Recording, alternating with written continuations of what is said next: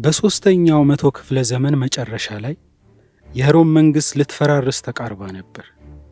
የውጭ ጠላቶች ይወሯታል፣ በውስጥ ደግሞ የሥልጣን ሽሚያ ነግሶ ነበር። በዚህ አስቸጋሪ ወቅት ነበር ዲዮቅልጥያኖስ የተባለ ወታደር ወደ ሥልጣን የመጣው። እርሱ ግን እንደ ቀደሙት ነገሥታት አልነበረም። ግዛቱን ለማዳን ሲል ዓለምን የለወጠ አዲስ ሥርዓት ዘረጋ። ዲዮቅልጥያኖስ አንድ ሰው ብቻውን ይህን ሰፊ ግዛት መምራት እንደማይችል ተገነዘበ። ስለዚህ ግዛቱን ለሁለት ከዚያም ለአራት ተከፈለው። እርሱ በምስራቅ ኒቆሞዲያ ሆኖ ሲገዛ፣ ማክሲሚያኖስ ደግሞ በምዕራብ ሚላኖ ሆኖ መምራት ጀመረ።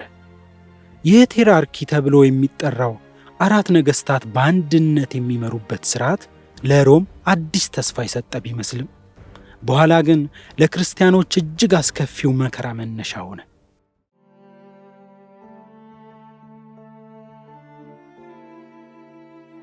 ንጉሡ ግዛቱን ለማጠናከር ብዙ ወታደር መቅጠር ነበረበት።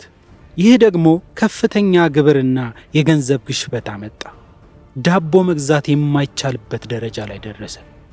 ዲዮቅልጥያኖስም የዋጋ ተመን አዋጅ አወጣ። ማንኛውም ነጋዴ ከተቀመጠ ዋጋ በላይ ቢሸጥ ሞት ይጠብቀው ነበር። ነገር ግን ይህ ሕግ ገበያውን አቀዘቀዘው። ነጋዴዎችም ዕቃቸውን መደበቅ ጀመሩ። ንጉሡ ሁሉንም ነገር በኃይል ለመቆጣጠር ቢሞክርም ተፈጥሯዊ የገበያ ሕግ ግን ሊታዘዝለት አልቻለም።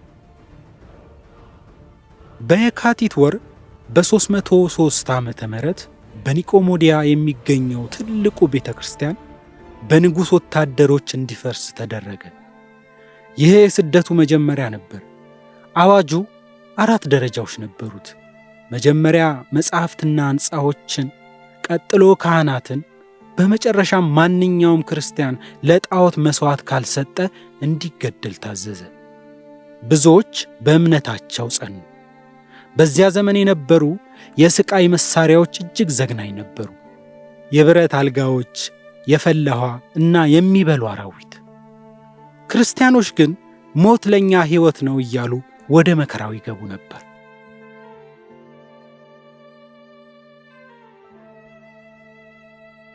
ከ20 ዓመታት የግፍ አገዛዝ በኋላ ዲዮቅልጥያኖስ ታመመ።